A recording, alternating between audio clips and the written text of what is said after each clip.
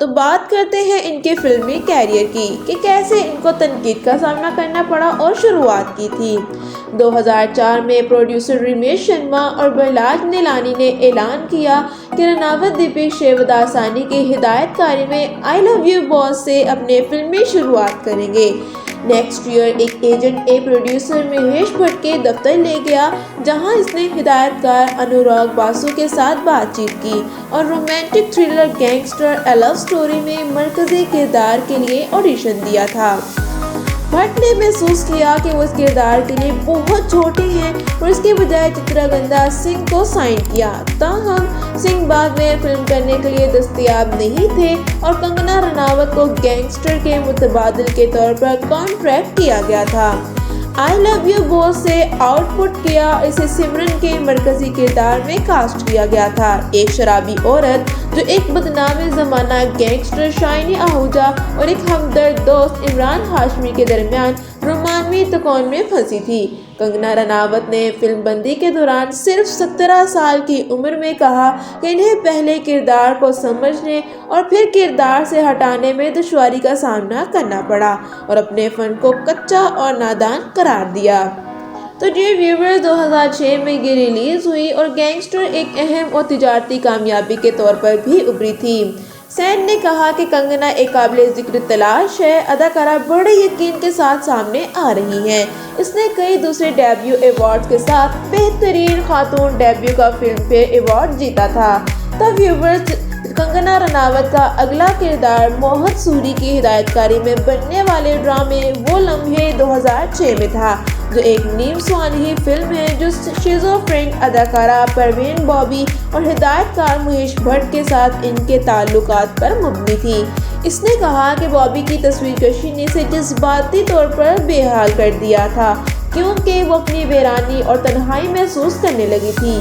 سیفی کی فلمی نقاد سبھاش جھا نے لکھا کہ سمیتا پاٹل اور شبانہ ہزما کے بعد رناوت پہلی ہندی فلم اداکارہ تھی جو کیمرے کے لیے اپنی روح کو برہنہ کرنے سے نہیں ڈرتی۔ انہوں نے مزید کہا کہ وہ ایک بہت زیادہ آنکھوں کے ذریعے اذیت، تکلیف اور بے اعتباری کو پہچاننے کی غیر معمولی صلاحیت کے ساتھ اظہار خیال کرنے والی اداکارہ ہیں، جو مثبت جائزوں کے باوجود فلم نے باکس آفس پر کم کارکردگی دکھائی تھی۔ تو ڈیئر ویورز، نیکسٹ ایئر میں کنگنا رناوت نے سنیل درشن کی میوزیکل تھرلر فلم شکا لکا بوم بوم میں بابی دیول، اوپین پٹیل اور سلینا جیٹلی کے ساتھ ایک خواہش مند موسیقار کا کردار ادا کیا۔ فلم کی پروڈکشن کنگنا رناوت اور درشن کے درمیان جھگڑے کی وجہ سے متاثر ہوئی تھی۔ اس نے اس کی آواز کو کسی اور فنکار کے ذریعے ڈب کرنے پر اعتراض کیا، لیکن اس نے اصرار کیا کہ اسے اپنے کردار کے لیے ایک خاص ٹون اور لہجے کی ضرورت ہے۔ انڈیا ٹوڈے نے فلم کو ایک شوکیا میز قرار دیا اور فلم باکس آفس پر فلاپ ثابت ہوئی۔ اس کے بعد وہ انوراگ باسو کے ساتھ جوڑا ڈرامہ لائف ان میٹرو کے لیے دوبارہ اکٹھے ہوئے، جس میں نیہا کا معاون کردار ادا کیا، جو اپنے شادی شدہ باس کے ساتھ افیئر میں مصروف تھی۔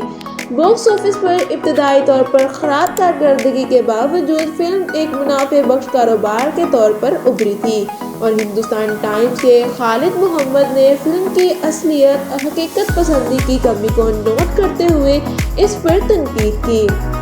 ایک زیادہ مثبت جائزے میں راجا سین نے لکھا کہ رناوت تر و تازہ ہے اور اپنے جذبات کو اچھی طرح سے سنبھالتی ہیں، ایک پیچیدہ کردار ادا کرتی ہیں لیکن شاید ہی کبھی حد سے تجاوز کرتی ہیں، لیکن اس کی انگریزی لائنوں کی فراہمی پر تنقید کی۔ ان کے کردار کے لیے رناوت کو بریک تھرو پرفارمنس کے لیے اسٹار ڈسٹ ایوارڈ سے نوازا گیا تھا۔ تو ڈیئر ویورز، کنگنا رناوت نے اس کے بعد جیام روی کے مقابل ایک تمل رومانٹک تھرلر فلم دھوم دھام 2008 میں ایک گاؤں کی لڑکی کا کردار ادا کیا۔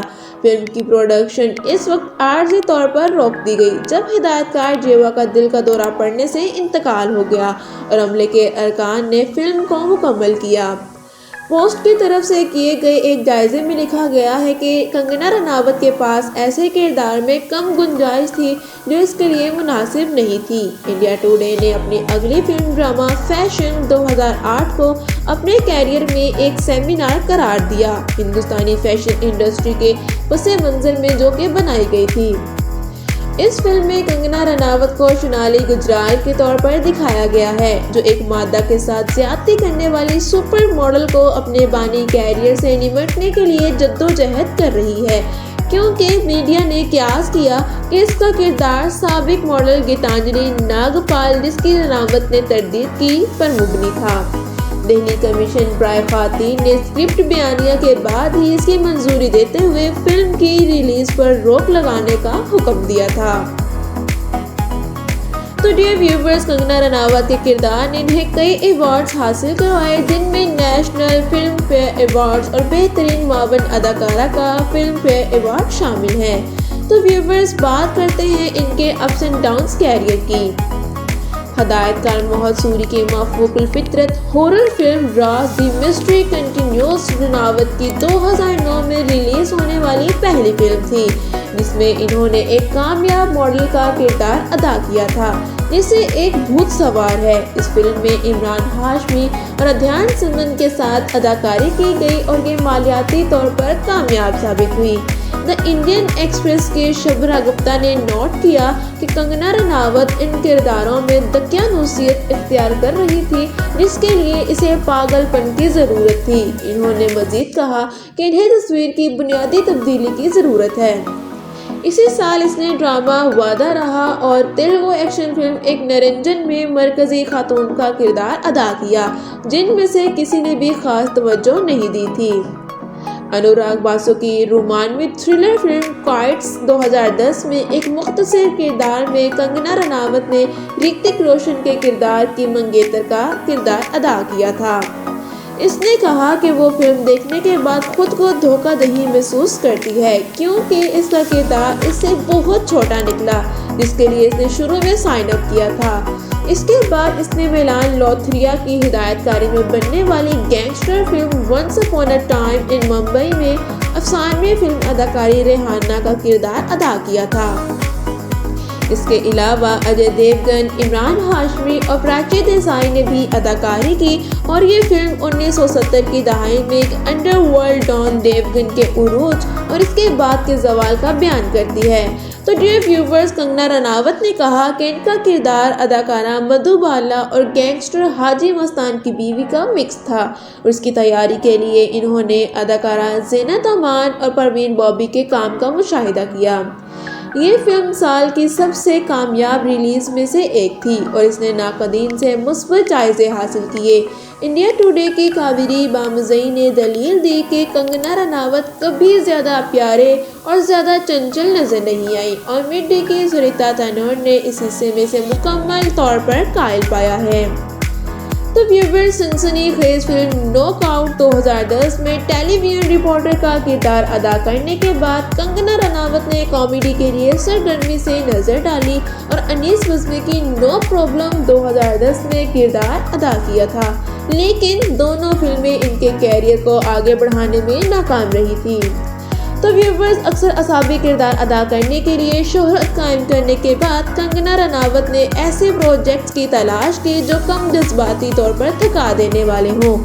2011 میں اس کی پہلی ریلیز آنند ایل رائے کی تنو ویڈز منو تھی، جو آر مدھاون کے مقابل ایک رومانوی کامیڈی تھی جسے وہ اپنے لیے یونیورسٹی کی طالبہ سمجھتی تھی، جس نے لندن میں مقیم ہندوستانی ڈاکٹر منو مادھون کے ساتھ طے شدہ شادی کی تھی۔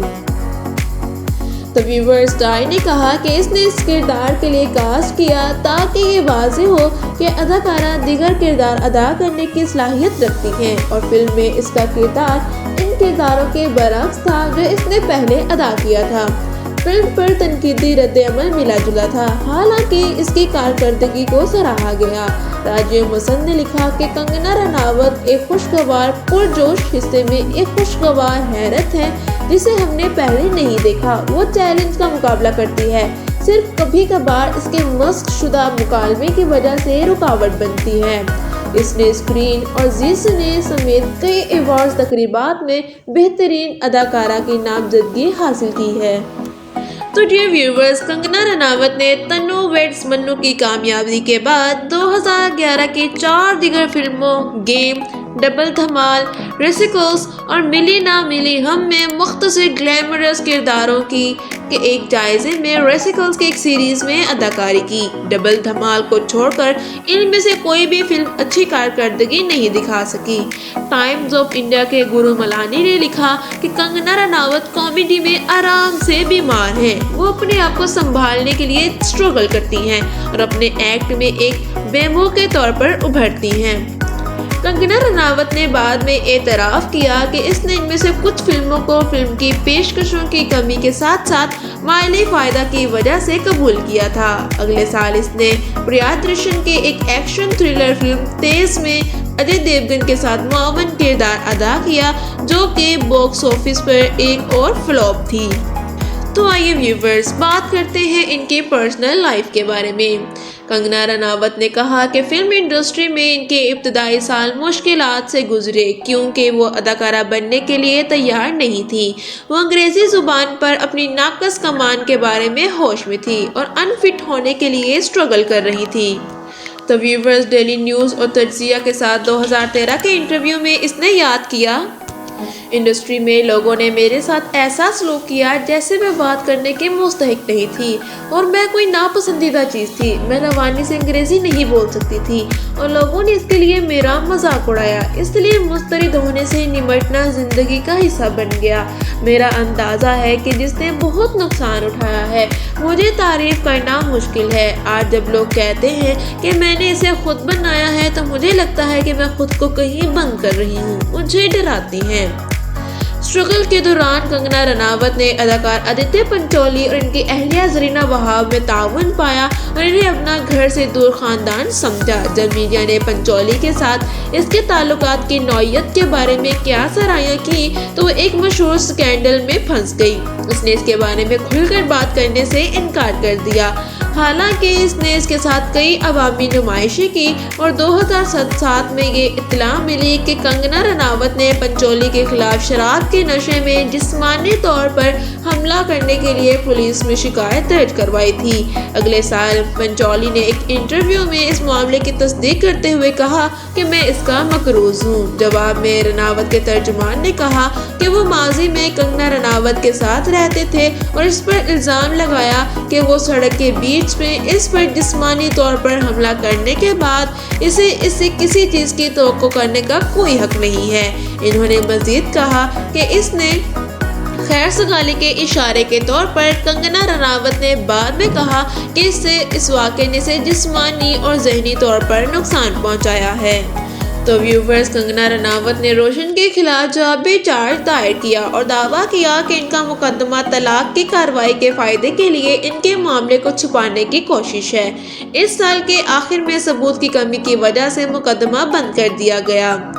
کنگنا رناوت اپنی بہن رنگولی کے ساتھ ممبئی میں رہتی ہیں، جو 2006 میں تیزاب کے حملے کا نشانہ بنی تھی۔ وہ ہر سال اپنے آبائی شہر بھمبلا آتی ہیں اور ایک مشق کرنے والا ہندو رناوت روحانی پیشوا سوامی وویکانند کی تعلیمات پر عمل کرتی ہیں اور مراقبہ کو خدا کی عبادت کی اعلیٰ ترین شکل مانتی ہیں۔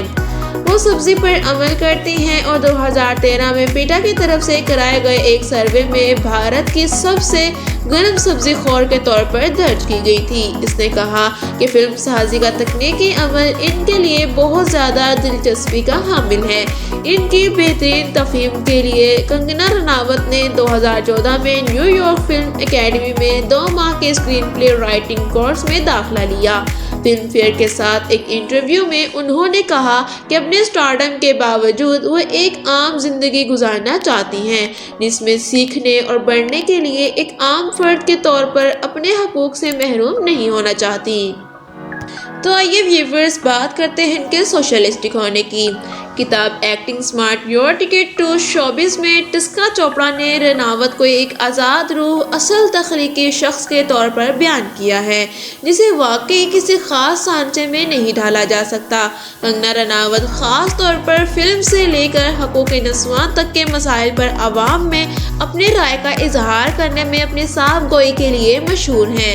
انوپما چوپڑا کی میزبانی میں 2013 کا ایک ٹیلی ویژن انٹرویو جس میں رناوت نے بالی ووڈ میں صنفی تعصب اور اقربا پروری کے خلاف بات کی تھی، آن لائن وائرل ہوئی، جس کی وجہ سے تہلکہ کی سنائنا کمار نے لکھا کہ اس دور میں کوکی کٹر ہیروئنز کا ذخیرہ ہے۔ جوابات: کنگنا رناوت تازگی سے حقیقی اور ایماندار ہیں۔